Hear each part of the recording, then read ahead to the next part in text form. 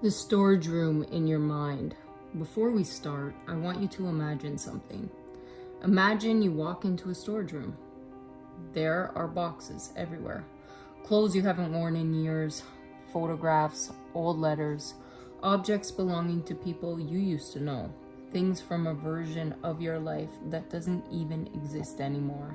And yet, you haven't thrown them away. Why? You might say, because they mean something to me. But here's the interesting question. Does the object hold the memory, or does your brain hold the meaning you give to the object?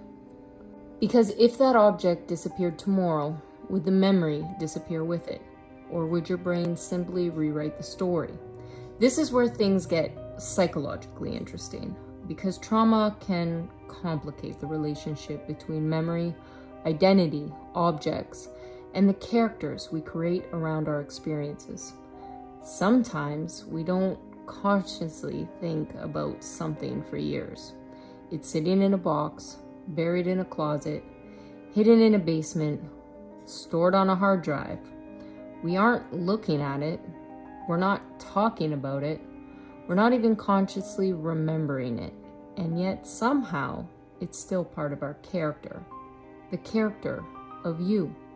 So here's your first challenge. If you haven't used something in 10 years, but you're terrified to get rid of it, what exactly are you afraid of losing?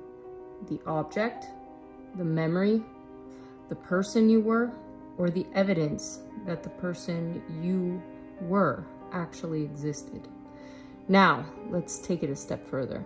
What if some of the things we keep aren't really memories at all? What if they're clues? A photograph tells you what someone looked like. A letter tells you what someone thought. An old piece of clothing tells you something about who you were. A box of belongings can become almost like an archaeological dig into somebody else's life. And here's the mind-bending part. You can study someone else's life and still completely misunderstand the person. Why? Because you don't actually know the whole story. You only know the evidence you have. And isn't that exactly what we do to ourselves? We take fragments, memories, stories, reactions, things people told us, things we think happened, things we can't remember, things we remember differently, and then we build a character. This is who I am. But who wrote that character? And how much of that character is actually you? How much is survival? How much is somebody else's version of you? How much is an old story that you've continued carrying because nobody ever taught you that you were allowed to rewrite it? Now imagine the storage room disappears. Everything is gone. No photographs, no possessions, no physical evidence, no objects that prove where you've been. What would remain? You? Or at least whatever you means without evidence. And maybe that's where healing gets really interesting, because letting go doesn't necessarily mean destroying the story. Sometimes it means repackaging it, repurposing it, taking something that once represented pain and asking, what else could this mean now? Maybe you don't need to keep the object. Maybe you need to keep the lesson. Maybe you don't need to preserve the character.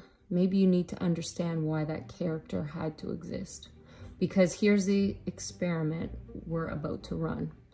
What if life is not the story you remember, but the story you've been carrying? And what if some of the things you've been storing aren't there to keep you trapped in the past? Maybe they're clues. Clues about what you believed, what you feared, what you lost, what you survived, and ultimately, who you decided you had to become. So today, we're going into the storage room, not to throw everything away, not to romanticize the past, and not to decide which memories are real or fake. We're going to investigate, because If you can learn to separate the object from the memory from the meaning from the character, and the character from the person, you might discover something incredibly uncomfortable. Maybe you've been trying to heal the character when what you really needed to understand was the author. And the really interesting question is, are you ready to find out who that is? You're either trying to remember or trying to forget. That's it. What, when, where, and why? Well, right now, what am I doing? I'm like getting people to understand, like, everybody's still in the head, right? So nobody's woke yet. Everybody's under the start line.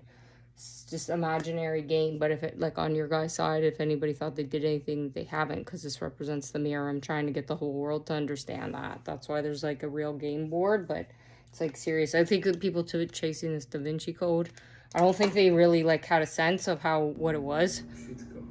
Well, I went with this one, right? To mindfuck the world. You just high drama.